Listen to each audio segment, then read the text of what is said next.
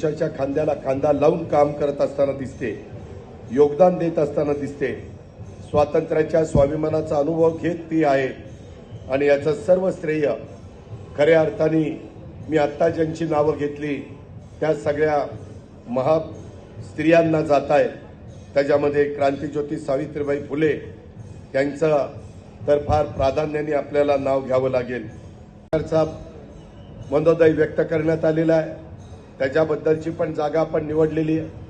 शेवटी तुमच्या माझ्या महाराष्ट्राला, तुमच्या माझ्या देशाला त्या सर्व महापुरुषांनी आणि राजमाता जिजाऊ पुण्यश्लोक अहिल्यादेवी होळकर, क्रांतिज्योती सावित्रीबाई फुले, रमाई माता या सगळ्या स्त्रियांनी अतिशय योग्य अशा प्रकारचा मार्ग दाखवण्याचं काम केलेलं आहे। आणि त्याच्यामुळं आपल्या